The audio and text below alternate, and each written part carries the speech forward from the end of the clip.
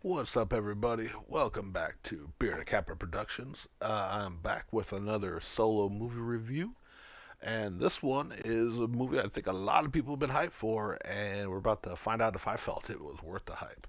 We are talking about 2021's Mortal Kombat, and this movie was released again in 2021, but starring a huge cast, all of which I mean, just run down: Louis Tan, Jessica McNee, Josh Lawson, Joe Townsend, Makad Brooks, and just you know, Todanabu Asano, Hiroki Sanada, a huge cast. I mean, many more.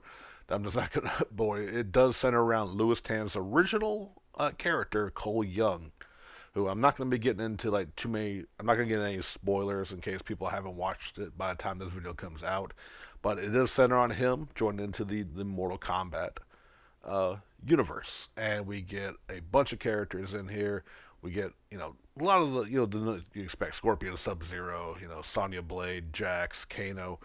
And what we have here, though, is also an R-rated Mortal Kombat, and it plays that to the fullest. It's Mortal Kombat. It's silly, it's bloody, it's violent, and some top-notch martial art choreography. I really enjoyed the fight scenes, and you know what? A pretty decent story. I mean, you can't go into Mortal Kombat. You can't go into most video game movies expecting Shakespeare, But what we delivered on is a martial art action film with a passable story, some good acting, and again, they deliver. So we get some fatalities, blood, guts, violence, everything you expect from Mortal Kombat. A good representation, I think, on a lot of the characters, best to my knowledge. Admittedly, I've fallen out of the playing the games, but from what I know of the modern stories I see a lot of people talking about, as well as what I did play back in the day, this is done very well. And I gotta give a shout out to Kano's actor, Josh Lawson.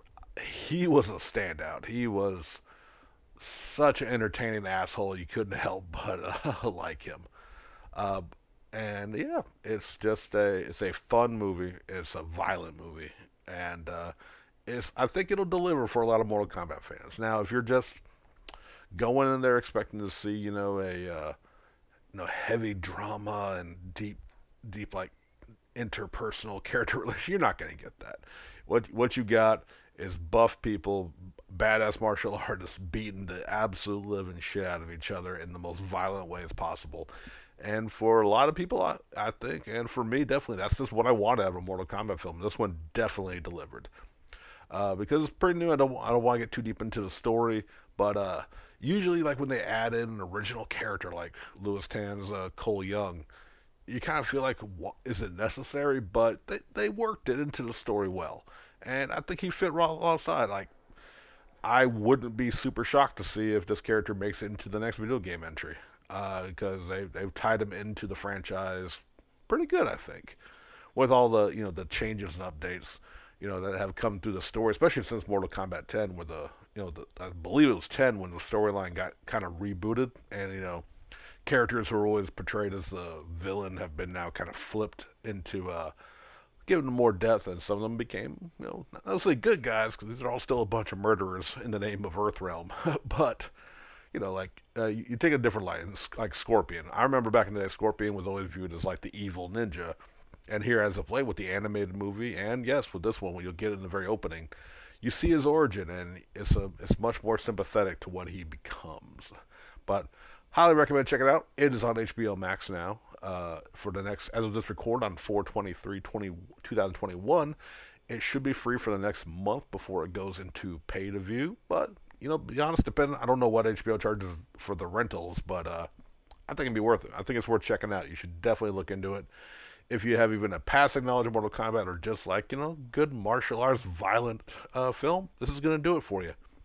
Like I said, all-star cast. They got a lot of like talent, and complaints of the older '90s Mortal Kombat with some of the whitewashing of characters like Raiden. They truly have an international cast with a big shout out to one of my favorite action franchises, The Raid, with Joe Taslim playing Sub Zero. Yeah, he was in the first Raid Redemption, and yeah, He was very good in this role. I enjoyed it. I enjoyed this movie overall. Definitely recommend you checking it out. That's gonna do it for today. If you like to see me keep doing these movie reviews, man, send me a request. Let me know. Hit me up in the comments. Hit me up on the media and all that good stuff. And yeah, we can keep them coming. That's gonna do it for now. We'll catch y'all later.